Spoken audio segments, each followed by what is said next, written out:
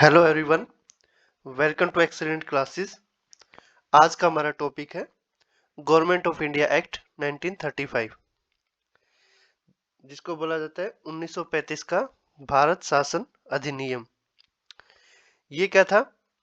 अंग्रेजों ने जब सिविल डिसोबीडिएंट मूवमेंट खत्म हो गया था 1934 में, उसके बाद रिफॉर्म्स के तरीके के लिए, सुधार के लिए एक गवर्नमेंट ऑफ इंडिया एक्ट लेके आए थे। चलिए इसको विस्तृत तौर पर पढ़ते हैं। चलिए स्टार्ट करते हैं।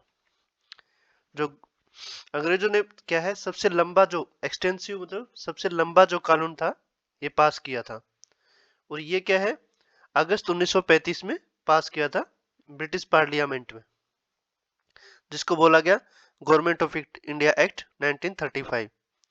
और इसमें क्या है, 321 अनुच्छेद थे और 8 अनुसूचियां थी। और 26 जनवरी 1950 तक यही लागू रहा था, यही एक्ट लागू रहा था इंडिया में। मतलब संविधान जब बन गया था उसके बाद भी जब लागू हुआ 26 जनवरी 1950 तक, तब तक ये गवर्नमेंट ऑफ इंडिया एक्ट ही लागू रहा था। इसमें क्या बोला गया था, इसमें बोला कि बाई कैमरा रजिस्टर, मतलब कि एक, जैसे आजकल बाई कैमरा जैसे लोकसभा राज्यसभा होते हैं, सेम वे उस टाइम काउंसिल ऑफ स्टेट होता था, फेडरल असेंबली होता था। काउंसिल ऑफ स्टेट में राज्यसभा टाइप, उसमें 260 सीट थी। और फेडरल असेंबली लोकसभा टाइप, उसमें 375 सीट थी। और जो इसमें जो ये आर्टिकल थे 321 और 8 शेड्यूल थे, ये डायरेक्ट आज भी हमारे संविधान में एग्जैक्ट हूबहू शामिल कर लिए गए थे। और उसमें क्या है, बोला गया केंद्र में बाई द्विसदनीय, दो टाइप का सदन होंगे आगे चल के, ऐसा बोला गया था। और इसमें क्या है, जो रियासत थी उनको 104 और 125 सीटें दी गई थी। और क्या है, अगर रियासतों की आधी सीट बच जाती तो केंद्र में डायरकी लागू हो जाता।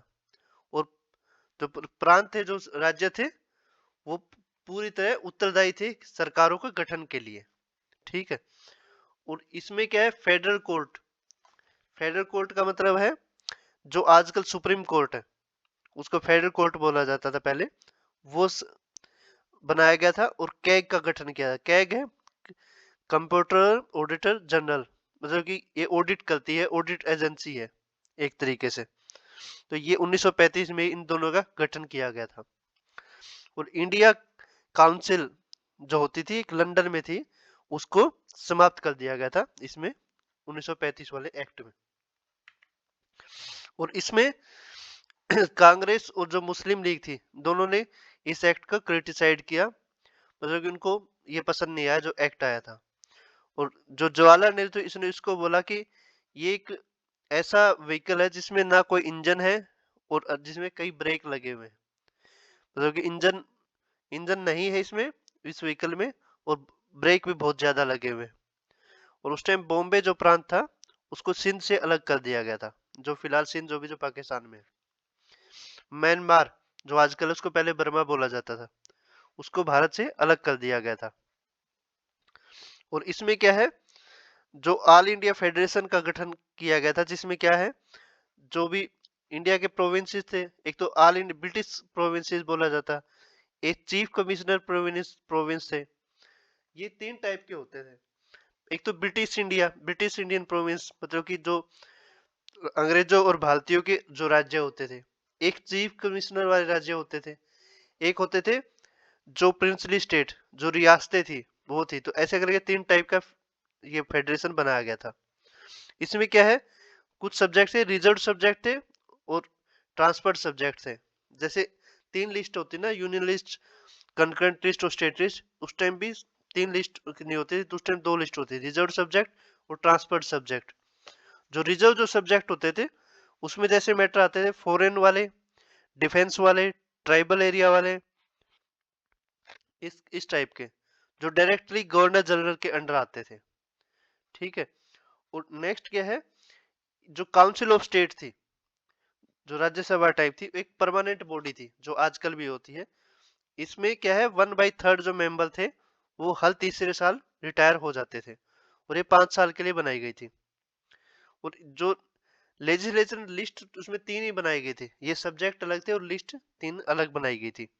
जिसमें फेडरल की अलग, प्रोविंशियल की अलग और कंकरेंट की अलग थी। और जो बजट था वो अभी भी 80% नॉन वोटेबल था, क्योंकि उसमें गवर्नर जनरल ने अपनी रेजिडुअल जो पावर सब कुछ थी, गवर्नर ने जनरल ने अपने पास रखी हुई थी। और क्या है इसमें, क्या है, जो महिलाएं थी उनको सेम अधिकार दिए गए थे जैसे पुरुषों को प्रदान किए जाते हैं। और क्या है, जो इलेक्टोरेट थे, जो कम्युनल अवार्ड में जो इलेक्टोरेट थे, उसको अभी ऑपरेशनल कर दिया गया था इसमें। तो इस तरीके से ये जो एक्ट था इतना ज्यादा भारतीयों को पसंद नहीं आया। तो नेक्स्ट वीडियो में पढ़ेंगे हम 1937 का जो चुनाव हुए थे और जो लखनऊ कांग्रेस हुआ था 1936 वाला, वो पढ़ेंगे। तब तक के लिए thank you so much, have a nice day. उस क्यूआर कोड को स्कैन करें और सब्सक्राइब करें मेरे चैनल को। Please like, comment, share and subscribe ज्यादा से ज्यादा से करें मेरे चैनल को। Thank you so much, have a nice day.